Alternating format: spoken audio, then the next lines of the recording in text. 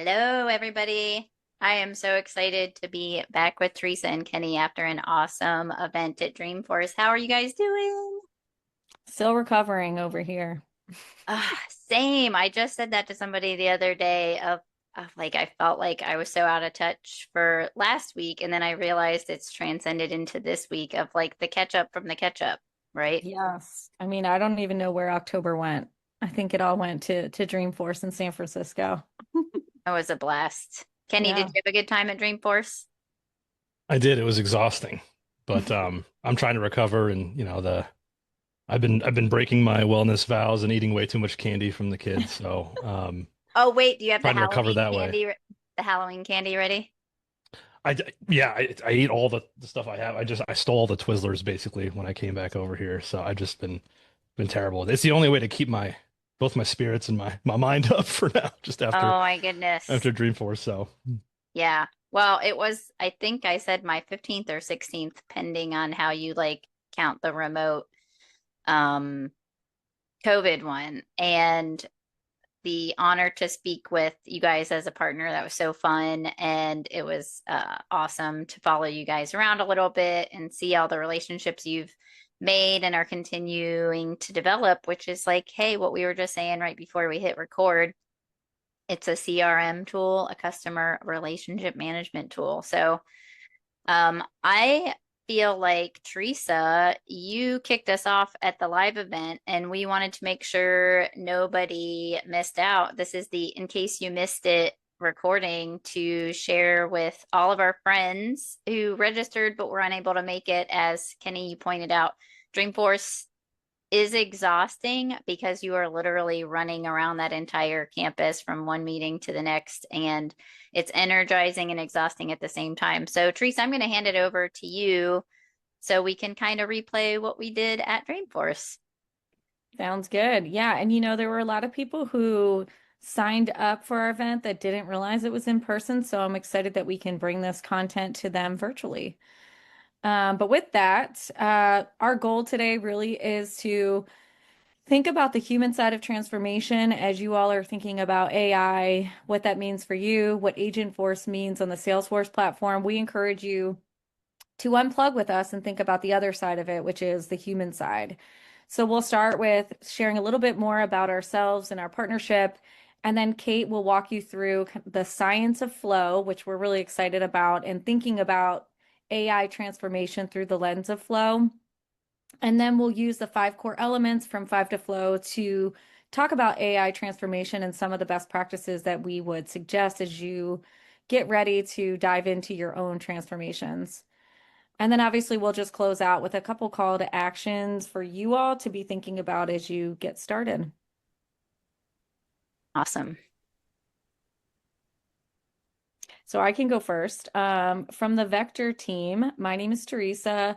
I work at Vectr leading our business development team, but my passion in the consulting space really is around change management. And that's how I got to know Kate professionally a couple years ago when we were colleagues at Acumen Solutions and built up our change management practice. So my background is in delivery and consulting. I've led transformations of all different sizes and even in the education space. And so I really love working with customers to look at how to align people, process, and technology. And one of the funny facts about me is whenever I am trying to get energized and excited for a tough meeting or something where I know I'll have to be high energy, I do like to put DMX on the phone. That is my So favorite fun fact, by the way. I've got plenty of other good fun facts, but yeah, when it comes to hype music, DMX is the guy. I can go Kenny, next. Yeah. Kenny Wright. So I lead app development and delivery also with the Vector Solutions team. I spent the last 13 or so years designing and delivering Salesforce solutions, um, mostly around data and integrations. So I'm the tech guy, the bona fide tech guy at my company. I spent time previous to that at Salesforce Professional Services as an engagement manager within travel, transportation, and hospitality. And before that, an architect with Acumen Solutions. So, fun facts: I I love karaoke. My go-to songs are 90s country songs. Like I'm a sucker for Alan Jackson, um, and also a pool shark, avid pool shark as well. So if you catch me, looking at the neon moon in a bar playing pool, like singing Alan Jackson, that's where I like to be. Wait, remind me, is Alan Jackson the Chattahoochee? Chattahoochee. Yep, that's him. Okay, Yeah. so I'll do my fun fact first then is I know how to do the Chattahoochee line dance because Really? Oh my I grew gosh. up in Ohio and the big scene in my college years was this place called Club Dance, and I knew every line dance, like you name it, That's the awesome. watermelon crawl, the Chattahoochee. Oh my gosh. And in COVID lockdown, I was making silly fun videos, spoofs, and one of them was the line dance day, and I relearned all of them like 30 years later just to see if I could still do it. I will join you on the next line I dance love if it. if possible.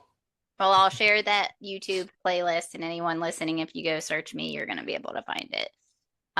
So yeah, I'm Kate Visconti, the Five to Flow founder and CEO, and Five to Flow, just for clarity for everyone, the naming convention came up with our focus on people, culture, process, technology, and analytics, and it takes all five to flow.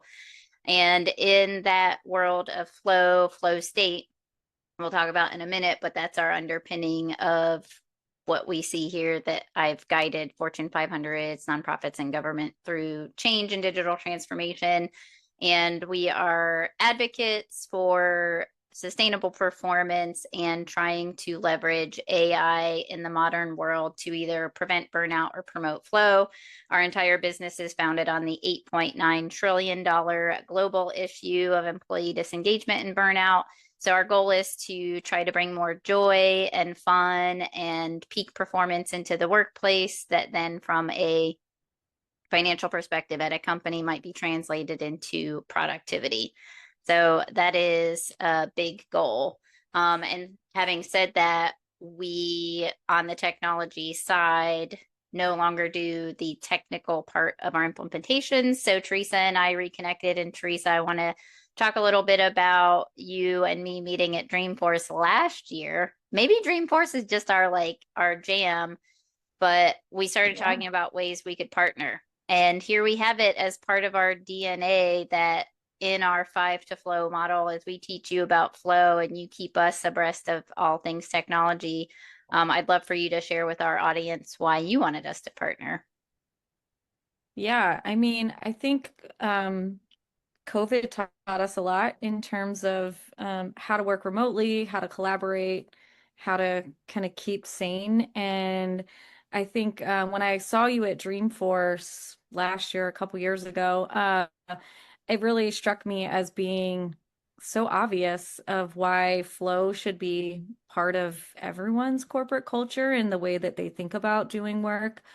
Um, and obviously, doing a lot of this technology transformation, I know how often people forget the change management and people side of things. So, being here at Vectr and having the opportunity to kind of set up not only our own corporate culture, but also how we go about supporting customers in transformation, it was an obvious partnership to be able to think about transformation differently with our customers and even internally um, within our team. And so, really, the idea is that we here at Vectr can support from like a technical perspective and to some extent transformation, but true transformation is going to take deeper work, which I think is where flow comes in thinking about how to make sure that the conditions for accelerating adoption and making sure that adoption sticks is really just as critical as like the technical and short-term change management that customers are typically thinking about. I love that. And my counterpoint to why I wanted to partner with Vectr Solutions, A, putting a strategic change manager on the leadership team, and B, present company included, Kenny, like all the stuff you guys built at Acumen and the focus on innovation. I feel like so many practices get stuck in this is the way we've always done it. And that is not how I see Vectr. It's like, what is the next new, coolest, best way to do it? So appreciate that from you guys. Kenny, any thoughts on that before we jump into flow? No, I think it's just easy to fall into the trap of just like sticking around and not innovating. So Right. obviously, using our chase of the novelty, which I'll be talking about in a little bit, is has some benefits to it, which is just that novelty can yield actual technology that we can use to further our progress, not just get in the way. So I love that. Well, and it's an interesting segue right into flow and getting stuck in the old ways is that struggle phase at the top you see. And so just a quick disclaimer I have to always offer that we didn't invent flow. Flow is something that was coined in the 70s by a neuroscientist and psychologist, Mihaly Csikszentmihalyi, for anyone who ever wants to go research that. Great book, super cool stuff that transcends to today, even though it was written a very long time ago. And it's really about how we can hack our performance and achieve flow states by controlling our environment and really understanding how it works. And so the struggle phase, I like make a joke for those who are of the older generation where you guys can both remind me when we were on dial-up modem and you were trying to download a file and you'd see the little paper flying across the top. And then if someone picked up the phone at the house and it kicked you off Wi-Fi, well, it wasn't even Wi-Fi, you were on a connected line. And so that struggle phase of that download can be disrupted by someone picking up the phone. Do you guys remember that, or are you too young for that? yeah, no, it's just having to check to see if someone's on the internet, right? And Yeah, you pull it up, and it's just like you know the white noise in your ear, yeah. right? So Yeah. And that download's over, right? So for the younger generation who might listen to this, back in the day, you couldn't download something in seconds. It was could be hours. And if something disrupted that download, you couldn't get back to where you were. You had to start over. So think about that for struggle in our current modern work paradigm that we are in this high stress struggle zone, cortisol, adrenaline, norepinephrine, and we're very hyper vigilant.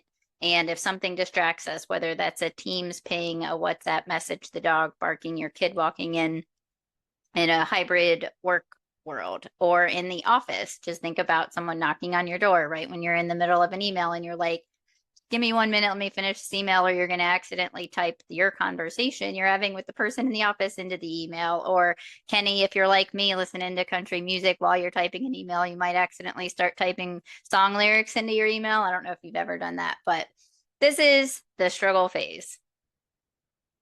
Have you ever done it? I see you come off mute. no, It's I like, mean, yeah, but yeah, I guess I have. I don't know. It's well, I try. we, It's weird. I try not to. Country music is something that I sit down and actually listen to sometimes without like doing something at the same time. yes, And perfect. so I don't. I try not to do that, but I suppose it is easy to get distracted, Yes. distracted and not do anything because I'm too busy listening Well, we with are in a volume. world of hyper distraction. We're distracted up double-digit times per hour. And some of that's self-inflicted, some of it's external, some of it's our own internal thoughts. And so the point here in the flow cycle is to recognize when we're in struggle, try to mitigate some of those distractions, do a quick release. That could be a couple deep breaths, step away from the computer, but then come back post download to get into the flow cycle. Flow requires focus, feedback.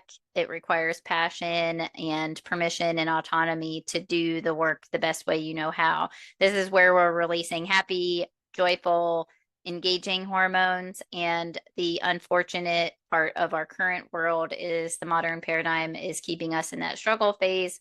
And so, what we want to move to is that flow cycle.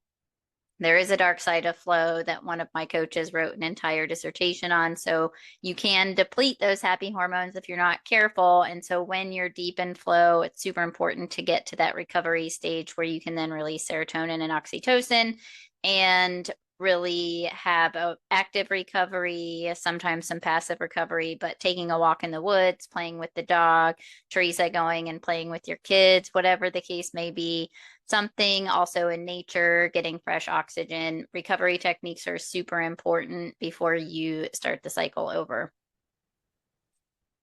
You guys talked a little bit about flow at the session. Anything you want to chime in of what you experienced, even in sessions like this, getting into flow and being hyper focused, or any thoughts, Kenny, since you've learned about flow with doing your tech work and how you can hyper focus and how much more important that is for you? Yeah, I think the just like tactics for getting through the struggle is just like trying to find a way to shrink that as much as possible is where I feel like I am. And just basically finding or removing barriers, I guess, is kind of like just, you know, what I've been mostly focused on. Just because like it is easy to get distracted. There's a lot of things that come up, but then, trying to focus on like single tasks, listening to the music instead of just having it be background noise, Right. or making the choice, a mutually exclusive choice. Yeah, I Things love like that, that. I think, are helping me with the struggle phase. So. I think for me, I've been thinking, and actually Dreamforce is um I guess like made this come into focus more is the recovery time. And I know you were just talking to us about recovery time from like meetings and distractions, but even for me, the recovery time coming off of a lot of energy and to some extent flow at Dreamforce. I mean, that's real. And being able to be mindful of how do you incorporate recovery time when you're coming out of flow has been something that I've been thinking more about in terms of being able to be more productive in my day to day. Even things like you don't think about, sorry, one more thing here that Yeah. I've been thinking about with the transition of working from home over the past couple years. You know, when we used to go into an office, and for me having kids, I would have the drive home for better or for worse to at least be able to recover, right? Like, I mean, the drive from DC to Virginia would take like a good 45 minutes. But that was so important. And now we have none of that recovery. Like, it's like you go right from being dialed in, trying to be super focused, get things done, to being dialed in, hyper focused on Right. doing house stuff. And I think that idea of like being able to figure out a way to incorporate recovery is something that has struck me in learning more about flow and the science behind it. Mm. That is huge for me because I like to think that when I drive home from work, it was that I didn't get to listen to my audiobooks anymore because that was the one issue, but it's probably a lot of that too for me, is that I can turn my brain off and just like recover while driving and just yeah, I think that's a huge part of my transition from work to home life. That So, is such an interesting one. It's almost like crossing the portal, right? Of like what's on your mind. And to your point on meetings being back to back or leaving your home office to your home kitchen to the family being there, is there's no point in time where your cognitive overload can empty out. So that drive, I used to have a friend that drove an hour one way back and forth, and I always asked her about it, and she's like, "It's so important for me." So that's such a great point, Teresa. I'm glad you brought it up, and I think maybe we've got something to talk more about on another podcast around that exact topic. We could talk about that for hours, I bet, because so many people feel it. Definitely. And I recently did a tip sheet around recovery techniques and managing distractions, and never to call children or dogs distractions because they're my two favorite things in the world. But There in are fact, definitely distractions. yeah. Definitely. All right. So I did want to deep dive just for a second on for everybody listening to take a moment for yourself to define flow for you. The textbook definition is being so involved in something that nothing else seems to matter. So I know when I get in flow and somebody could be talking to me in the room and I could just not be hearing it because I'm so focused. You can think about athletics or musicians or when you're up karaoke and Kenny, it's like there's nothing that's going to distract you from that song, right? Um, for me, I did stand up at one point, and hecklers, really great stand up comics can be in flow with hecklers, right? Or musicians who just have their eyes closed and are so immersed in just riffing on the guitar or an awesome drum solo. For athletes, surfing, skiing are really great examples of flow. So, for everyone listening, just think about a time when you've been totally immersed and undistracted and undistractable, because that's where you want to actually get with some of your critical work and the amount of quality that can improve in your work if you were ever actually able to get into flow state at work. So before I jump all the way into each one of these, I'm just going to hit some high levels that the purpose of our event was to really help our collective audiences understand two major concepts here combined. One is for any successful major transformation, with flow state being that foundation, how do we actually get to flow? Our position at Five to Flow is everything has to consider these five core elements, because to be able to get into flow, and I use this example with a jujitsu fighter. Like, he told me he really gets into flow fighting, and it's because he's with super cool people. They've got an awesome culture in Brazilian jiu-jitsu. They know all of their processes for the fighting. They have all the tools and resources they need, and they know their metrics for success. And so literally you could apply the five core elements to parenting. I know, Theresa, we once did ADKAR for potty training your children, right? And so Oh, great. you could five core elements your children too on potty training, or as we talk about ADKAR in the future for change management. Any major change, you have to use these five core elements to really understand how's it going to impact the people, how's it going to impact the culture, etc. And so as we dive into each of these from an AI implementation perspective as part of our talk at Dreamforce, so how did we connect flow to being at a large global technology conference, right? And so for AI, my biggest question from a people perspective is, we're making a lot of promises, right? We're going to save you so much time. And so does that get rid of my job, which is what unfortunately we've seen more announcements on? But really, what leaders should be thinking about is, we were overworking and burning out our people. And if we're going to give them back more time, we should be helping them figure out what to do with that newfound time. And from a culture perspective, then how do we handle measuring time versus outcomes, and really thinking about improving the quality of interactions, relationships, etc. I'm not going to jump into process tech and analytics on this slide yet, because I know, Theresa, you're going to talk about it. So I'll go ahead and jump into what we covered in the session, and what we'll cover today is really thinking about augmenting leadership, building trust, integrating workflows, aligning to goals, and measuring human impact. So let's first talk about people. And Theresa, I think you know this about me. I've been asking this question since the dawn of Salesforce, right? Because Salesforce also itself, as a CRM tool, promised to help salespeople be more productive, service people be more productive, help win deals bigger, faster, stronger, you know? And so now, as we think about AI and we want to be clear from a change perspective and drive adoption, having clarity on our role, how it's changing, where we're buried in manual work, where leaders don't have time to coach, we are really at a pivotal point that we could really leverage AI tools, any technology, to help our people perform. And I was on a call earlier today with somebody who coaches on joy. And how do we get more joy in work? Like, what happened to the day? Like, Kenny, you're smiling. It's like, man, you get to build stuff, right? As a technology designer, you get to build things. Like, how cool is that and joyful if you can focus and have something to help you get that done?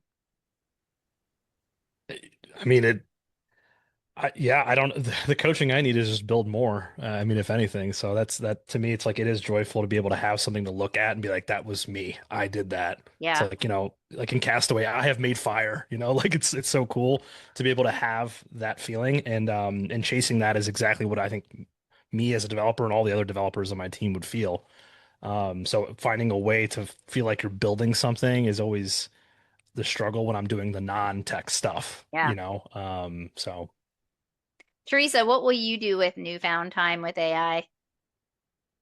What would I do? I mean, I think something you just said about leadership and coaching struck me. I think, my background is as an educator, and I love the time I get to spend with people. So if I had newfound time where I didn't have to write SOWs and do pricing models and all of the boring stuff for sales, I probably would find more joy in spending time with our team and trying to help coach them to learn and be better and find more joy in their work. Mm. Probably. I love that. I agree. I feel like just some of these things that are here is if our time can shift to strategy, not analysis, right? So, like when you're doing an RFP, when you're working with the client, when you're in delivery and you're trying to create quality deliverables that really intimately catch what this client's trying to do. So, as you're deploying Salesforce, if you have time to build capability with your client instead of worry about fixing deliverables, accuracy, etc. So important. I think at the session I told a story too on this section between time versus outcomes and newfound time as I had interviewed a client during our stakeholder interviews. Teresa, you were probably part of these where it was a sales guy and I said, "What percentage of your time is client facing?" And he was like 100%.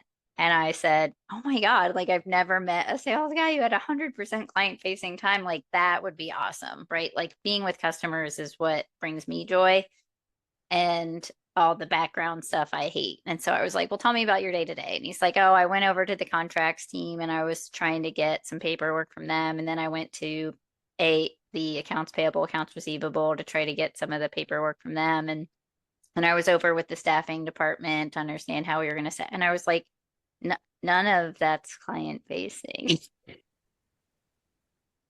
And he's like, "Oh my God, you're right." I'm like, "So wait, what percentage do you think it actually is?" And he's like, "Oh my gosh, like 20%." And I'm like, "Oh my God, you're like in sales. Like you have to be in front of customers at least greater than 60%. Teresa, I don't know what percent you get to spend, but as we think about that pivot of the our role and outcomes versus time spent, right? That we are able to leverage some of these tools to automate all those people he had to go chase and have the opportunity to sit with the customer and be strategic. Yeah. And I can imagine for all of our Salesforce friends out there, that's compounded by like 10. Yeah, exactly. I think too, one of the things that we've seen with AI in this time versus outcomes is some of the layoffs, right? Like we can't not call this out. We saw one, what, 2 days ago that was 30,000 people. I'm not going to overinflate that, knowing that's probably a very small percentage of the total of that company. But when you think about culturally what that does and leaves this wake behind it, right? Like a ripple effect. And so when you think about resistance, and that resistance can come from either something that doesn't make sense or fear, and we should really be leveraging understanding a deep understanding of resistance and low adoption to help future this execution piece here on the slide around vision, role evolution, and address these fears directly. So there's so much more everyone at Five to Flow can do with AI, but I don't want to let anyone go. I want them to now use that time wisely and smarter. So we actually did a hackathon, and I think Kenny, you guys did hackathons all the time at the tech center. And so I'm curious just to pull you guys in on this one around how collectively we're going to work on AI, but you work with it with clients and really pulling in that change management piece and the culture of we now can create better work faster. And instead of measuring time, it's value. Any thoughts from either of you on that? I think like being able to have the culture dedicated to learning means that you have to let people play around with things. Like it's almost like, toddlers, they have to mess around with things and get hurt and learn.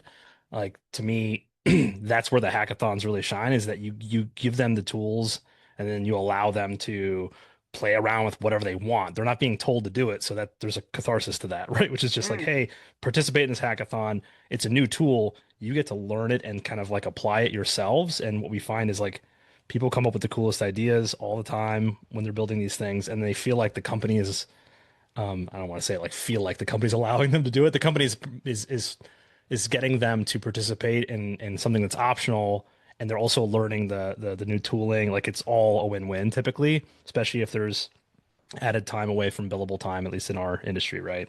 yeah. So I think there's just so many bonuses to it. for everybody to just Yeah. continue to keep having those. And yeah, we see a lot of folks feeling like they're getting what is it? They're enabling themselves on it as they build what they want to build on it, I I guess. love that. Yeah, so to connect it to flow, autonomy is one of the top five intrinsic motivator flow triggers. So love it.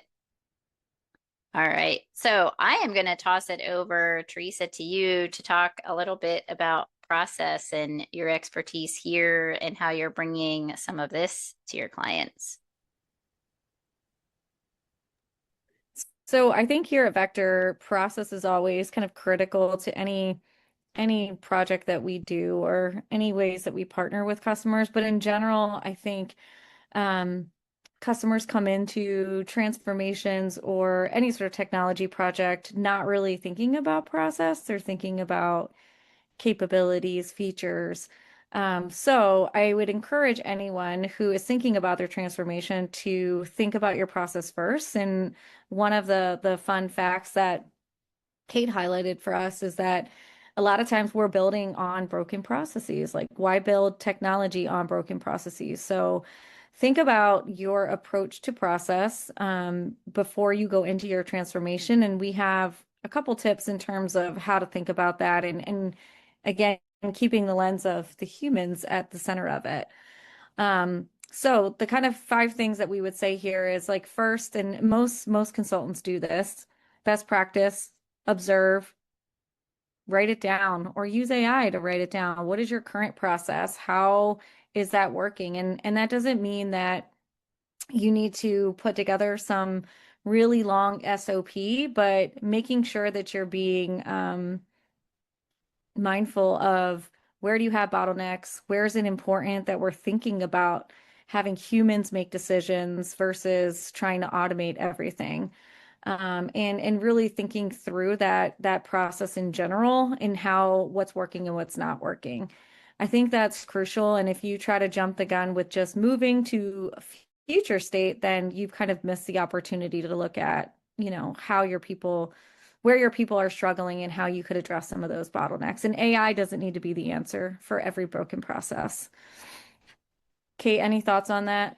I think it's fascinating. In the example we talked about live in the session was like putting a rotary dialer on your iPhone. It's like I've got a 2025 piece of equipment, but you want me to put a 1990 business process on it. And Mhm. it was like always so frustrating. Or a funny example I saw is a bar of soap that had a pump inserted into it. And it's like, oh, this is just plugging AI into your existing system. It's like you can't pump from a bar of soap. You've got to have a whole new product there. Exactly.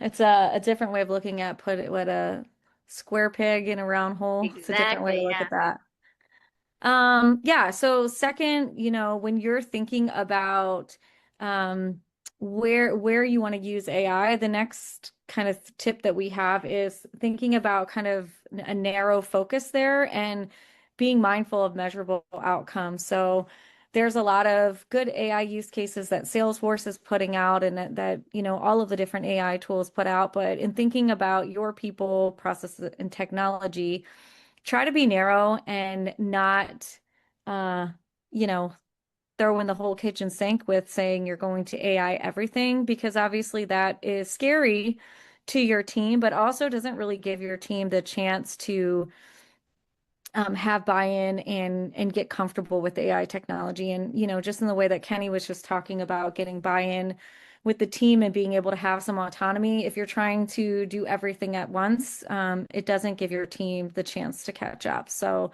definitely think about those measurable outcomes. Try to stay narrow first, before you tackle everything.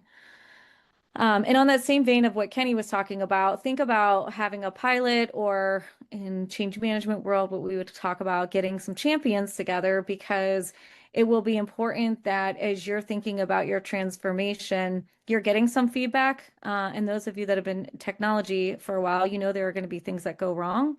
And you'll want to have a change ready group that can give you that feedback without throwing it away altogether. And so thinking about your measurable outcomes, coupling that with the right people to give you the feedback to fine tune and expand definitely is something that I think is a good change management best practice, and also something that allows you to scale your transformation. Any thoughts there, guys? Yeah, I love that. I was just gonna chime in that the interesting thing from my perspective, I don't know if you guys heard this, there are six generations in the workforce right now. And like, Mm. so I have young nephews, you guys have kids. And so like when I hand that my nephew my phone, he does stuff with it that I'm like, I didn't even know it did that. So if you think about the sixth generation workforce, and if like the most senior leaders are the farthest away from the most recent tech, like we weren't born with a cell phone in our hand like our kids were. And so it's like an interesting one of how do we cross those six generations to understand the wisdom of the older generations and the experience, but this interesting, innovative perspective of the younger generations in these pilots, and making sure that it's cross generational, cross functional to see how all that works. You guys have kids, you should tell me. 100%. I mean, I love watching all those reels with like, here's how, Gen Z versus Gen X versus Boomer versus Millennials react. And I mean, I see it definitely in parenting as well. So for sure. And so when you're thinking about your pilot, you might want to get a good mix of those generations, because you don't want to make a lot of assumptions on how your team's going to respond. And it's good to have a group of people that'll give you that diverse perspective. Real quick on, the five other tips. People are always worried about AI taking over everything because of security and governance. And I mean, even in the last couple of weeks, we've seen a lot of security breaches with technology that we use on a day-to-day basis. And so being mindful of where AI can make decisions and where you still need human checks and balances is something to partner with partners like Vectr Solutions to be mindful of, and knowing like where it's important to have those guardrails. I think that's where having a partner in the technology space can advise you. And then lastly, when you're thinking about scaling, along the same lines of thinking about pilot, let your team have input on where you go next and how quickly you move. And having that sort of input is going to accelerate your adoption, even if it feels like you're going slower in technology enablement, your adoption will go faster. So allow them to have some autonomy and input so that your scaling in terms of adoption moves quickly. Love it. Yeah. So Awesome. Kenny, I love talk that to us. last line, by the way. We did it with AI, not AI did it. It's such a collaboration, Yes. right? It's a good Yeah, segue. technically. Love it. So Kenny, on the you're up. tech, Yeah. yeah, so Sorry. on the technology side, so I mean, from my perspective, I use AI quite a bit, and what's weird is that my wife is like extremely averse to it. She always like sees me like in the corner with my phone, like chatting with with ChatGPT, like just like Gollum from Lord of the Rings, just kind of in the corner, just Love looking it. for help, looking for any type of help or Hey, enablement Brett. on like the most mundane tasks, right?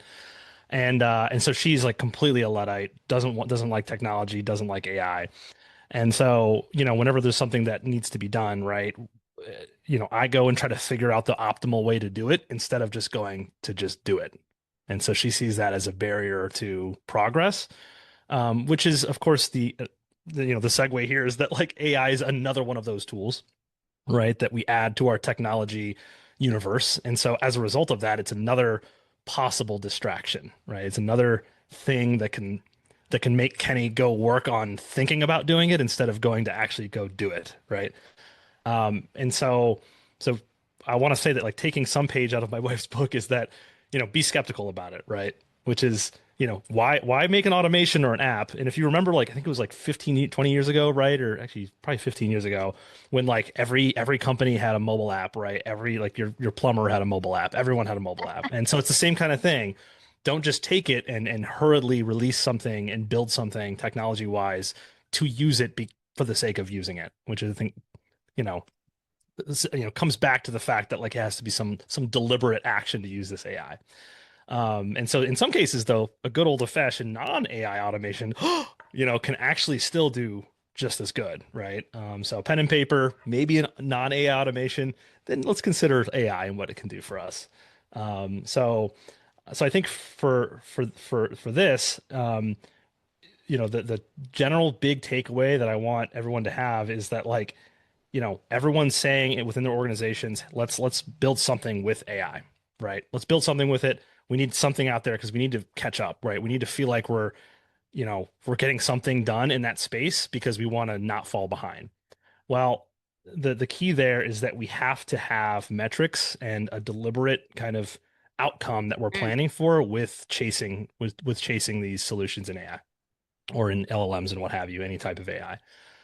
So that's where that execution piece here, which is, every initiative we have, while we can do a code, we can have a hackathon, sure, but those hackathons, like the themes that we choose, we really should be choosing themes that are tied to KPIs or tied to things that we can kind of propel our business with. So with something like service, that could be, how do we prop up CSAT, make that better? How do we get resolution time shorter and deflection higher? Sales, things like pipeline, like how quickly are we moving deals through the pipeline?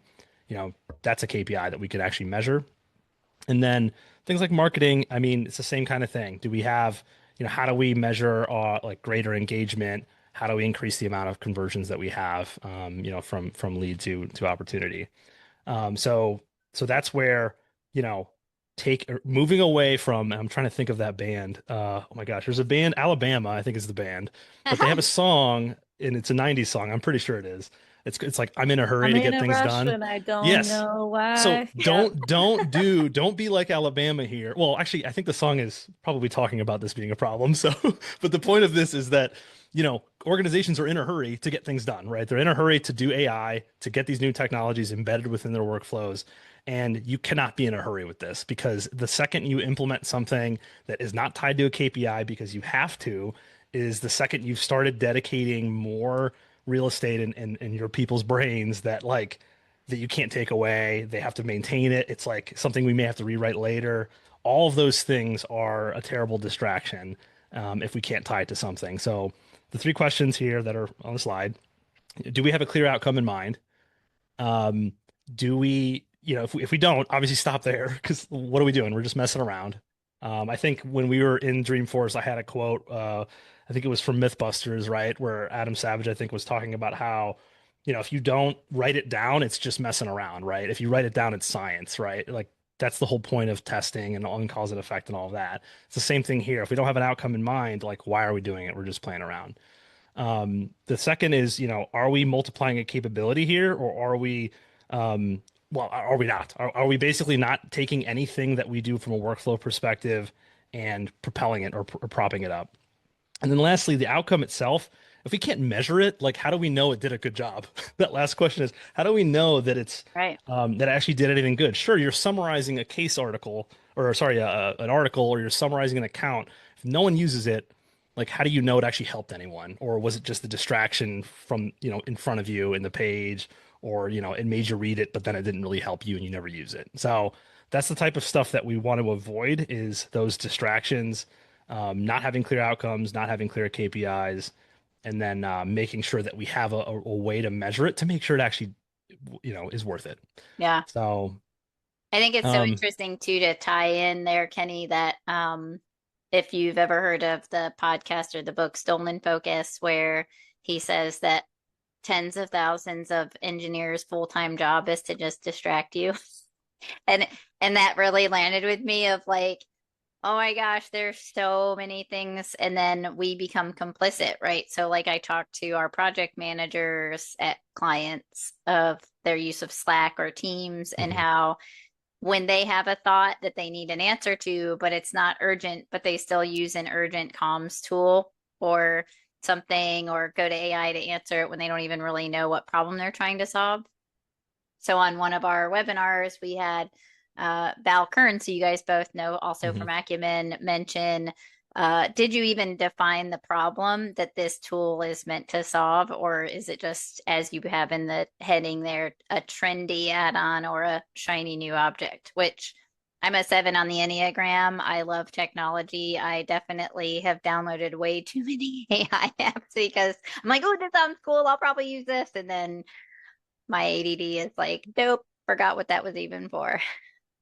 That's almost exactly. And you mentioned, so you have that term that you've got like technology chaos, right? It's like all of that adds to the chaos. And I feel like I saw a TikTok or a meme that was like, it's like overhearing my husband talk on a tech call, and it's like, oh, I have to go log this opportunity in whiz bang so that I can, and it's like all these buzzwords because there's just so many apps, so many tools to use, so many LLMs to use that like we need to be deliberate about adding more to the chaos, right? Because the more we add, it just keeps, yeah, it keeps growing and growing. And I think that's the case with AI. Yeah, the really like nauseating way for me to ask it is how am I complicit in this problem? It's like none of us are innocent bystanders of No. the distraction. All right, well, we're going to go to the last of the core elements and talk about this together. So, we definitely want to make sure we're measuring human potential, not just technology. And so, a lot of what we talk about at Five to Flow and our traditional analytics versus future analytics is, are we actually preventing burnout and promoting flow? Did the AI work? Was your old metric? Now it's like, did we actually improve both our human experience and our professional experiences here? And when you think about that human experience, did we add more value to my day, to my teammates' day, to my customers? And in the work that we're doing, do my customers now want to do more work with me? Am I better at building relationships, or am I now hunkered in the corner talking to my Aussie Siri all day? Right. And so, I mean, that was like the pot calling the kettle black because I'll be co-working with colleagues while I'm here in Berkeley, and I'll be so into Claude, like working on something, and Jason will say something. I'm like, oh, shut up. I'm in the I middle was of this talking. AI session. I'm Yeah. I'm in a meeting with Claude. Will you please leave me alone? So I'm curious on your experience, like from hackathon to where you are and what you see with clients. Are they really looking at human potential and really tying this infrastructure of new technologies to a real KPI that's both human and technology?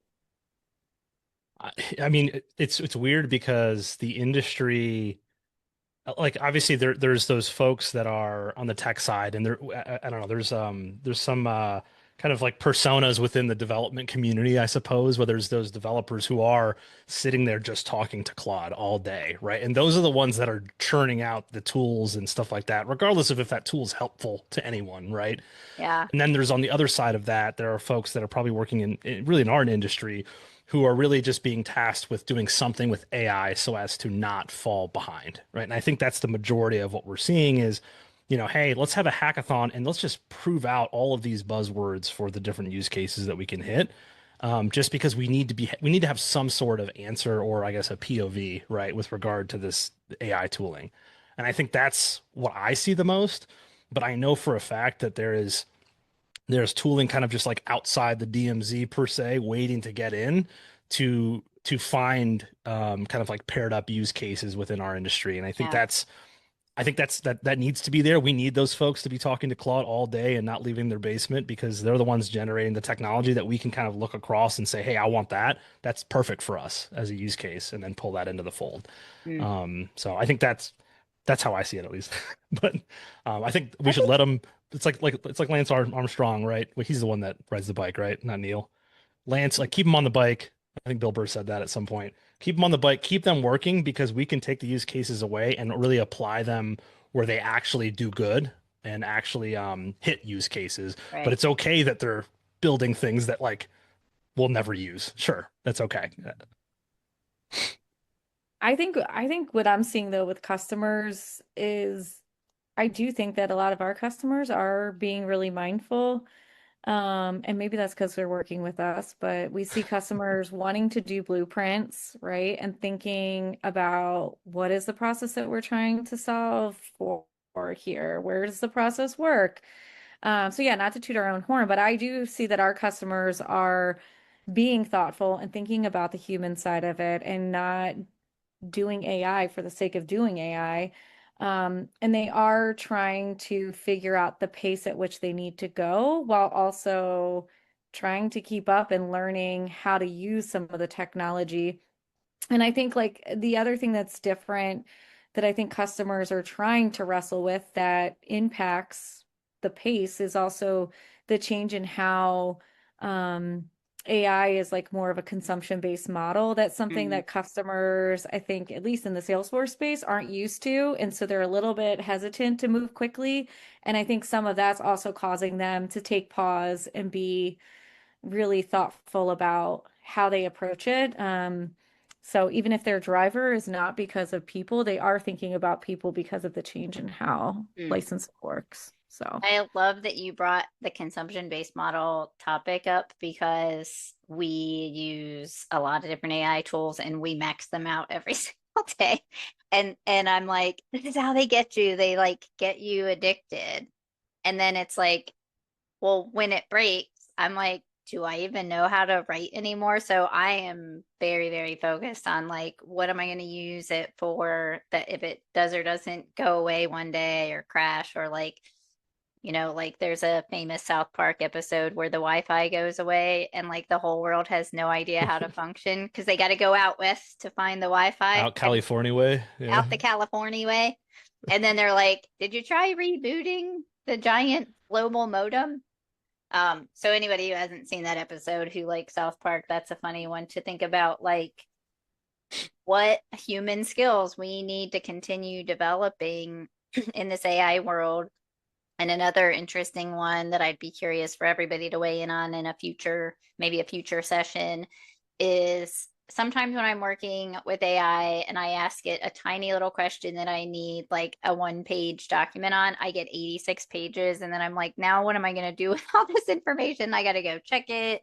And so there's this pile up now of QC work where QC wasn't something that everybody needed to do when you trusted the person who was building this over a couple weeks. But now I did it in a day with an AI tool that might hallucinate or refer to other work. And so it's almost like where things are being taken away, is it shifting work to somebody else, which whole new topic. Not going to dive in there. I see you head nodding, Kenny, but curious if you have any closing thoughts on that before we wrap up on our summary. Well, just to I keep the country songs keep coming back. Like if I ask for a country song I want to listen to and it sends me 1,000 songs, I have to do that QC to figure out the one I want to listen to. Right? It's the Right. same. It's the same thing. It's just changing. It's a problem in itself. Yeah, it's just changing the way we interface with the data now that we're given, I think. Yeah. So, Awesome. All right. Well, I'll take it back from the top and love to have all of our closing thoughts on this before we end on a couple tips. But at Five to Flow, we have a bunch of diagnostic tools that we want to make sure we're doing a really good job defining A, the problem, and B, more importantly, the root cause of that problem. So whatever we choose to execute on, we then assess if that solved the problem and if it did or didn't at whatever level we iterate. So thinking about execution with that process and technology, measurement with analytics, and then that foundational piece of people and culture. I did want to have us all talk about our closing takeaways, mine really around augmenting leadership and people's roles, not replacing it, and how important trust and transparency are in these programs. Theresa, I want you to kind of recap for your points along with Kenny, and then we'll leave with some tips. so are you going first? Sorry, or am I going next? Oh, I had mine already. You go on with Oh, the yours is process. in there. Okay, Yeah. my bad. Yeah, so I think my takeaway and closing thoughts are take a look at your processes and think about AI on the spectrum of continuous improvement and look at ways that AI can be integrated into your workflows, but not replacing them. They shouldn't feel disruptive. So, make sure you're taking stock of your current processes before you jump jump in. Kenny, your summary? yeah, take a page from my wife and be hesitant with AI. Don't chase trends. Um, Make sure they're aligned to business goals and yeah, not a distraction. I love it. So. All right. So, just so in case anybody wants to grab a QR code, this was our event. These are some of our tools. We are thinking about this from what I called it Dreamforce, the conference high. And I never will do a talk without saying, like, if there's just one thing you take away, you can pick something from this list. I absolutely am all about the auditing the foundation first. It's the crux and the original product at Five to Flow. Our wellness wave helps people do that assessment and really understand. We have multiple diagnostics that we've run across our company. We've done with Vectr. The outcomes are quite compelling to understand then how to pick what broken workflow it is or what KPI you want to work on. Of all these tips, what are each of your guys' favorites? The KPI one is mine, Yep, obviously. I love it. I like the practice radical transparency this week, and I think that in general is a good tip and action to take regardless of AI. Yeah. I think this week is probably a really good week to do that. If you guys saw that announcement, like I just see all these posts about, how do we dispel fear, understand what roles are really being replaced, what roles they've created. So, like, when somebody makes an announcement of we've laid off 30,000 people, there isn't a counter announcement of it created 40,000 new jobs in a completely different area, and we just have to move people around. So I love that.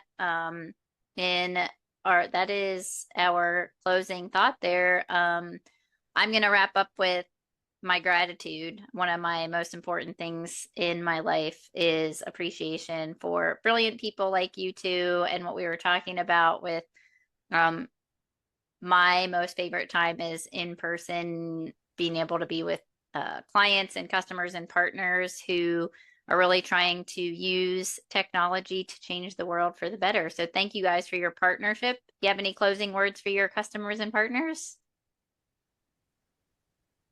Thanks for having us, Kate. Yeah. Get in the flow. Let's go. I think what was supposed to be a 20-minute podcast turned into 40, so we clearly were in flow. It's been awesome working with you guys. Look forward to our first joint project outside of what we're already working on together as partners. And we'll see you all again soon. Thanks for all the listeners and attendees. We really appreciate your interest in our point of view and how to prevent burnout and promote flow with AI. So see you all again soon. See ya. Yeah.